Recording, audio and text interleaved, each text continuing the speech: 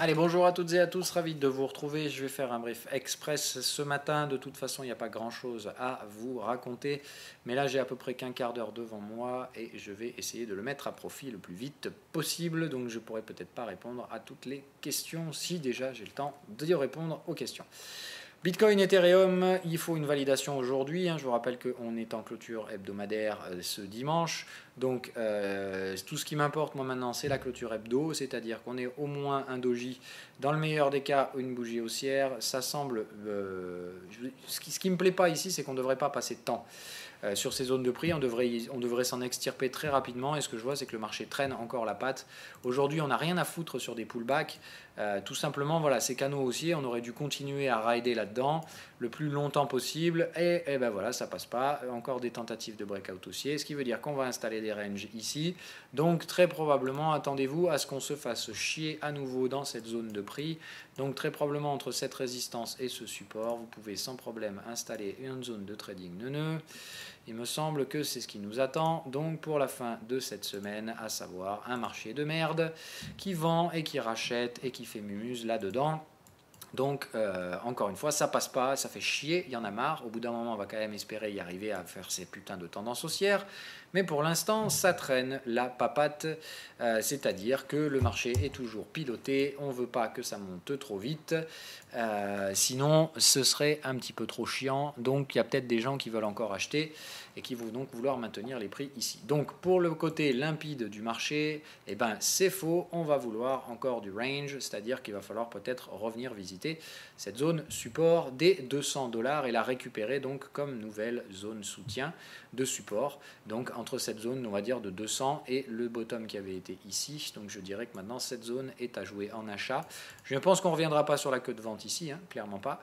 Mais la grande question est donc de savoir comment le marché va se comporter ici. Et puis si on glisse là-dessous, et bien évidemment, on vous aura encore bien pris pour des cons et on pourra repartir une nouvelle fois beaucoup plus bas sur l'ensemble des cryptos. Faites attention, ça peut très bien se produire avec l'Ether qui vient juste là pour vous faire flipper votre race et qui s'arrête à 150 alors que le Bitcoin va à 3000. Rappelez-vous que maintenant toutes vos stratégies de corrélation sont juste complètement débiles, donc n'utilisez pas ça, c'était toute l'argumentation d'hier, je ne vais pas la refaire. Donc restez prudent. Aujourd'hui, on a besoin d'une validation si possible, c'est-à-dire qu'en daily, après la structure Morningstar qu'on a ici, plus avalement aussi, c'est-à-dire quand la Morningstar clôture plus haut qu'à l'ouverture, quand on a ça, normalement, la bougie suivante est haussière. Voilà. Donc là, je ne veux pas une bougie baissière aujourd'hui. Alors je m'en fiche qu'elle clôture tout en haut ou pas. Tout ce que je veux, c'est qu'aujourd'hui, on transforme l'essai et qu'on essaie de clôturer plutôt en haut. Donc peu importe ce qui se passe, et après évidemment tout ce qui m'importe c'est que la clôture hebdomadaire se fasse au-dessus donc des 185. Il est absolument interdit de venir clôturer en dessous des 185 cette semaine, sinon ça veut dire que le mouvement baissier va continuer, et ça c'est tout ce qu'on veut pas. Enfin bon, on veut pas, moi je m'en fous, après c'est buy and hold, mais je préférerais enfin pouvoir valider ces trades pour pouvoir les sortir tout simplement et passer à autre chose. Donc pour l'instant, on attend toujours les validations sur ces marchés. J'ai confiance, mais en attendant, pour l'instant, ça ne me prouve absolument aucune activation. Donc je reste patient et prudent quant aux signaux qui ont été donnés dans les jours précédents. Alors, si dernier petit élément, voilà, on a bien les bougies d'hier qui ont clôturé donc avec une réactivation sur Sine Wave. Sine Wave détecte donc bien le début d'un cycle haussier. Maintenant, on va voir. Les boules sont supposées avoir la main avec leur cycle, avec une belle divergence sur le momentum. Normalement, bon, il n'y a pas besoin de tortiller du cul, c'est supposé monter ce truc-là. En tout cas, au moins remonter jusqu'à la résistance entre les deux creux divergents, c'est-à-dire au moins jusqu'à 280. Maintenant, je ne comprends pas ce qu'on fout encore en bas, mais voilà, c'est normal aussi qu'on n'y aille pas en 2 jours. Donc apparemment, on semble parti pour installer un range à la con. Maintenant, un range qui devrait pour moi durer pas plus d'1 à 2 jours. C'est-à-dire, au pire, on passe le week-end là-dedans. C'est-à-dire, on se fait samedi, dimanche, on clôture là-dedans. Par contre, dès lundi, il faut qu'on sorte de ce truc-là la semaine prochaine, avec une semaine prochaine haussière. Normalement, un sentiment de creux ici doit se former très vite, étant donné l'attractivité des prix actuels. Donc on passe quelques jours ici, je peux tolérer. Qu'on y passe plus de 2 jours, ça me semblerait complètement anormal par rapport au processus de demande. On est sur des prix qui doivent être très demandés, avec très peu de vendeurs, donc normalement on ne doit pas passer 15 jours ici. Voilà, ça c'est pour faire simple. Allez, on parle des marchés classiques, toujours la même merde que je vais vous résumer en quelques instants. Un VIX baissier, des junk bonds achetés, des taux qui montent, mais alors ça c'est complètement fou, je ne comprends pas pourquoi les taux n'ont pas explosé hier, des indices qui montent timidement mais qui montent, un gold qui a été vendu hier, c'est-à-dire le vilain méchant gold, hier il fallait surtout pas qu'il donne un signal d'achat, donc il a fait quoi? Il a donné un signal de vente. Alors on va voir si aujourd'hui on peut aller invalider ce signal à la con, ou si tout simplement Wall Street veut continuer d'enfumer tout le monde, c'est-à-dire est-ce qu'on va recasser ce maudit support sur lequel, nom de Dieu, il y a un putain de signal d'achat. Donc on a redonné un signal de vente ici, ce qui fait qu'après avoir cassé une résistance, immédiatement après on fait quoi? Eh bien on va immédiatement en recréer une. Vous vous doutez bien que c'est absolument pas possible de donner un réel signal d'achat. Sur le gold, vous vous rendez compte de l'affront énorme que cela représente pour le marché. Si les actifs refuges sont recherchés, c'est qu'on va sortir le pognon des actions. Et ça, ben non, il faut que le seul rendement possible à faire dans ces marchés soit dans les marchés actions, parce que si les gens vendent leurs actions, putain, on est dans la merde. Donc il faut vraiment faire très attention, encore une fois, à ces logiques qui sont très très dangereuses, très court-termistes. Pour l'instant, je pense qu'on est en train de finaliser des niveaux de retracement, c'est-à-dire, voilà, on est en train d'essayer de déborder. 1,23,6, pour l'instant, ça passe pas jusqu'à preuve du contraire. Donc je vais supprimer la zone bleue, hein, au pire on la remettra. Et donc voilà, dans la condition où on valide un bottom, il faut évidemment déjà réussir à déborder les 23,6. Moi ce que je vois c'est qu'on l'a déjà fait, donc j'ai envie de dire prochain arrêt 38,2 minimum, et il y a plutôt une zone de breakout ici, donc j'ai plutôt envie de dire 50% comme zone à targeter ici. Donc encore une fois, hein, là si on vient ici, ça fait quand même un joli petit mouvement haussier à mettre à profit sur le gold. Et puis si une fois qu'on est là, on fait que latéraliser pour repartir haussier comme on a fait aussi bêtement à la baisse, je ne serais pas plus surpris que ça. Donc il faut faire très attention. Le problème c'est que dans une structure de breakout comme ça, si le cycle bear ici catalyse la cassure d'un support, on va probablement aller plus bas. Peut-être, en tout cas on va chercher à aller assez bas, probablement au moins essayer de revenir sous les 1175 dollars. Donc là en fait il faut absolument casser le cycle bear. Ce qui est cool c'est qu'on n'a pas de confirmation au momentum, donc ça laisse à penser qu'on peut sans problème aller reporter l'amplitude de ce cycle, et je vous dis la target elle mènera au minimum à 38,2, et j'aimerais bien, comme je vous dis, qu'on casse tout simplement, c'est-à-dire qu'on fasse tendance baissière, tendance haussière, V bottom, et tout simplement on racle tout. Hein. C'est-à-dire ici, malgré les signaux de baisse, on enfonce tout et on y va tête baissée, sans aucune remise en question. Et tout simplement, on fait la même connerie baissière à la hausse. C'est-à-dire qu'arrivé ici, on va gérer le risque. Je vais prendre probablement des petits profits partiels, mais je m'attends à ce que derrière, on fasse ça et qu'on aille enfler tout le monde, comme je vous l'avais prédit, c'est-à-dire tout le monde a pensé que c'était baissier, derrière, quand on va arriver ici, tout le monde va penser que c'est haussier et pourtant il faudra vendre.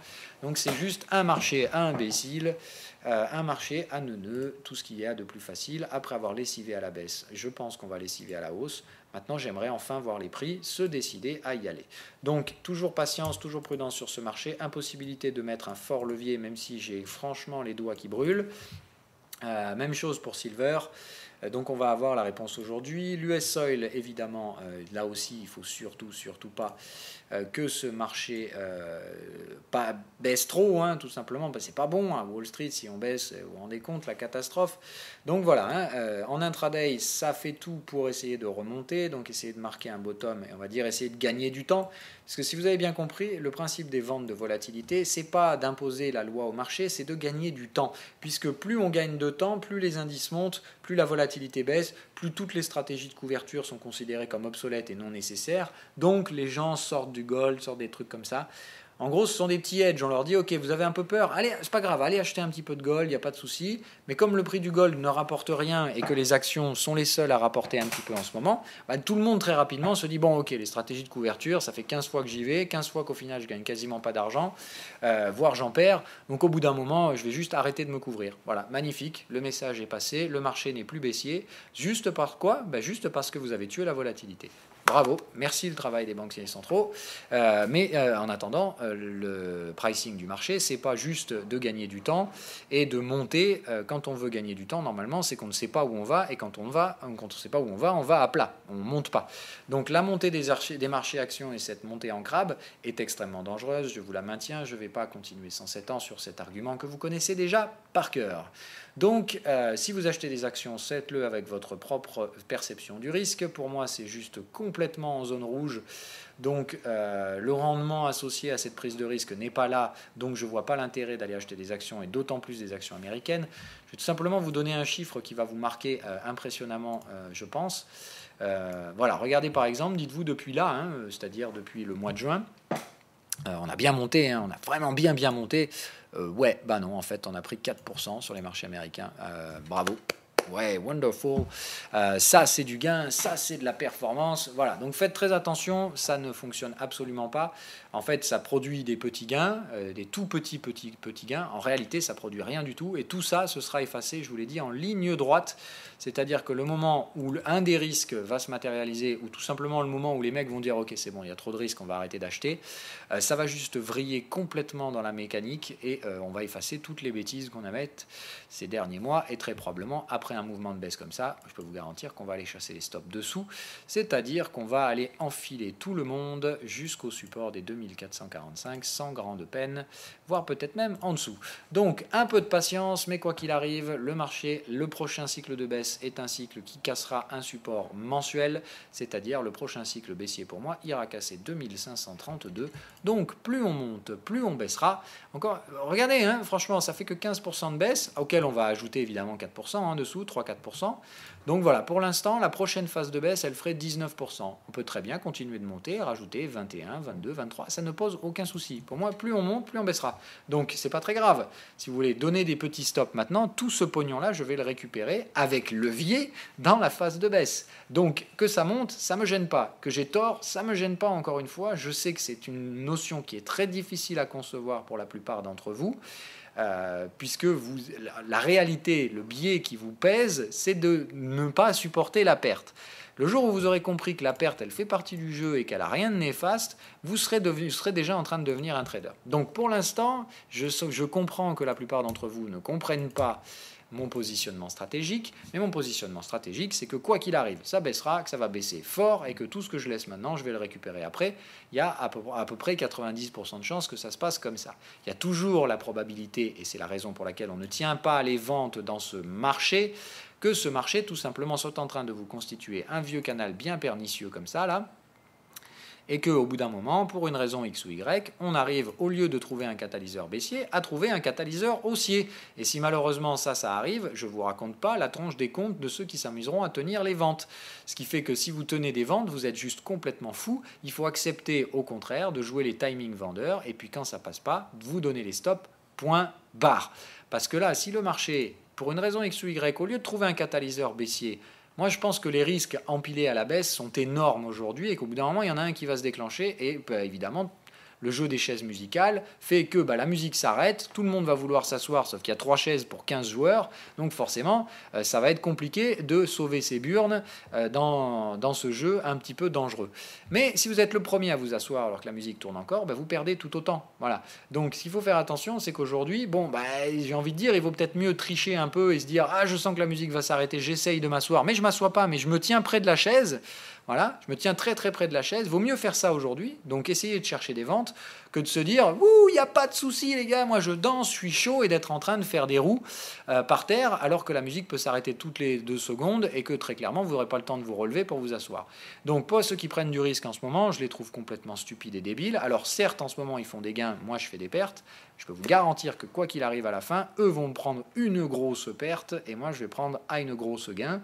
Et moi c'est tout ce qui compte. La finalité, la vision à moyen long terme et la vision statistique, elle fait que là, ceux qui sont en train de prendre du risque en ce moment, certes ils ont du rendement à court terme, je donne pas cher de leur peau à moyen long terme.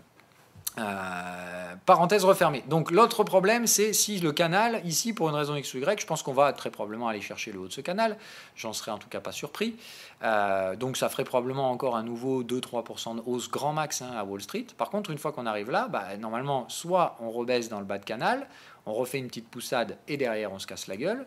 Moi je pense que c'est ça qui a le plus de chances de se produire. Ça, c'est si évidemment on monte un nouveau coup, là on vient, on casse le support, on marque une sous-vague 1 et derrière on se fait une vague 3 qui défonce tous les supports. Hein. Mais alors celle-là, la vague 3, elle va faire mal, hein. Elle ira enfoncer tous ces supports-là. C'est-à-dire que là, moi en termes d'action de prix, c'est vraiment ça que je vous vois comme truc. Hein. 3, 4, 5 et ici, effectivement, on aura fini une première phase de baisse. Mais elle va faire mal celle-là. Hein. Et la vague 3, là, elle tombera comme un couteau. Donc, attendez-vous à un truc vraiment brutal. Option numéro 2, hein, on fait carrément vague 5 étendue, c'est-à-dire là on vous la fait encore plus pernicieuse, on fait vague 1, 2, 3, 4, et bam, on y va, une bonne grosse 5. Hein, c'est totalement possible, le schéma de vague, j'en sais rien du tout. Tout ce que je sais, c'est qu'ici, on va vous enfler la gueule, un bon gros coup d'un coup, et que ça surprendra tout le monde, parce qu'ici, ça va chuter, et ça va chuter fort et tout droit. C'est-à-dire que tout ça, là, cette vague-là, que ce soit la vague 5 étendue ou la vague 3 étendue, la prochaine vague de baisse qui sera étendue, elle va faire mal, parce qu'elle fera probablement un bon 12-13% en quelques jours, probablement même pas plus de 2 ou 3 jours. Donc ça veut dire, attendez-vous à ce que sur une moyenne de 2-3 jours, on fasse du moins 3-4% par jour, sur une bonne grosse semaine bien bear qui fera du moins 15 et qui fera évidemment les gros titres. À ce moment-là, c'est là où Apple sera en train de cracher. Hein. C'est-à-dire que vu le poids de la valorisation d'Apple dans chaque indice, j'aime autant vous dire qu'aujourd'hui, le jour où Apple va se prendre les moins 40% qui l'attendent, tous les indices vont se prendre une sacrée dézinguée et ils vont la sentir passer, celle-là. Voilà, allez. Je vais devoir m'arrêter bientôt, donc je finis très rapidement. Donc voilà, pour l'instant, patience. À Wall Street, vous avez bien compris le schéma.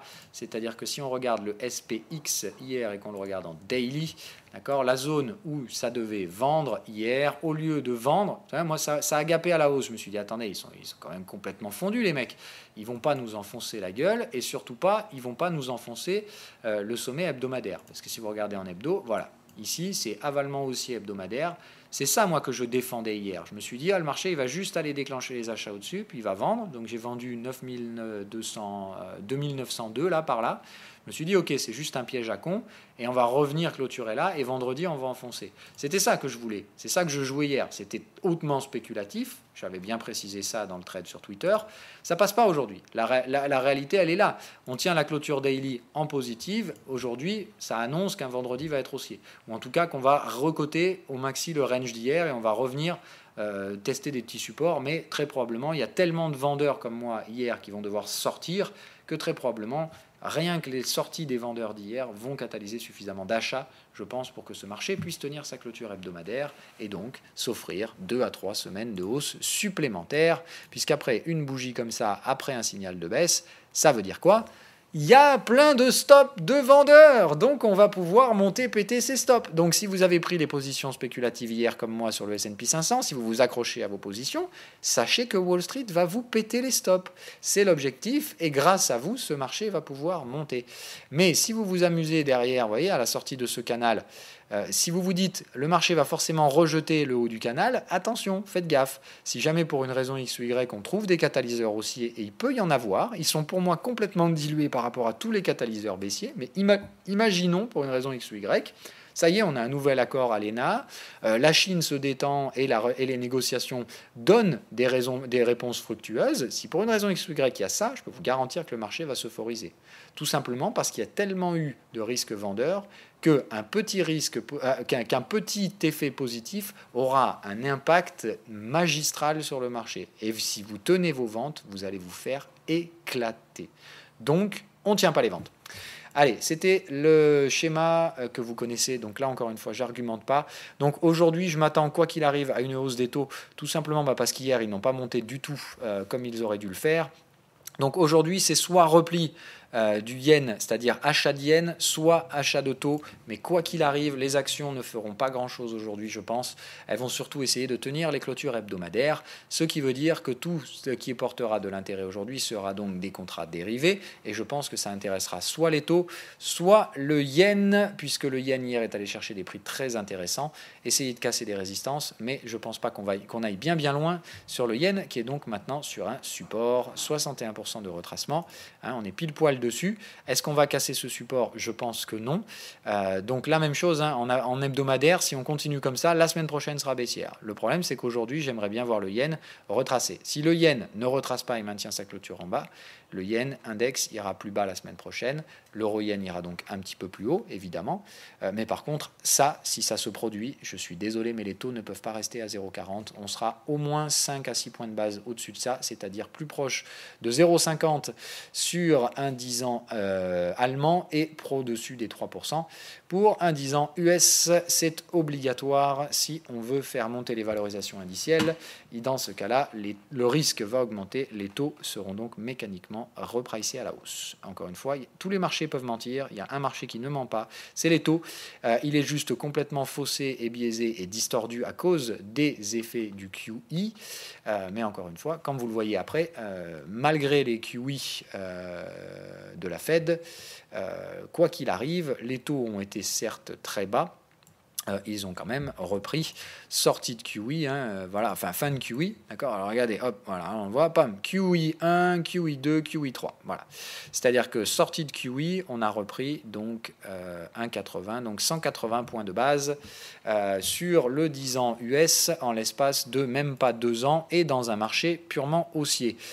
J'aime autant vous dire qu'avec les risques qu'on a aujourd'hui, si on doit prendre 180 points de base sur les Bunds, ça va faire mal puisque ça nous ramène plus proche de 2% qu'autre chose. Et j'aime autant vous dire qu'à 2%, avec un endettement en zone euro et une possible récession, la bulle de crédit, elle ne pourra pas tenir. Donc si ça commence à baisser sur les valorisations indicielles, c'est la bulle de crédit qui se déclenche. Si la bulle de crédit se déclenche, on fait baisser encore plus les valorisations. Donc quoi qu'il arrive, dès qu'on baisse sur les actions, on baissera pendant probablement 1 à 2 ans derrière.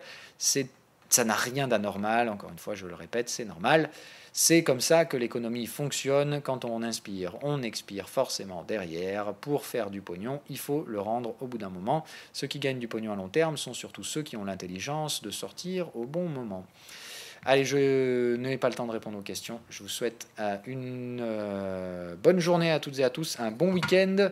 Encore une fois, je vous invite à me reposer les questions lundi, si vous en aviez. Je le ferai avec plaisir, mais là, je n'ai pas le temps.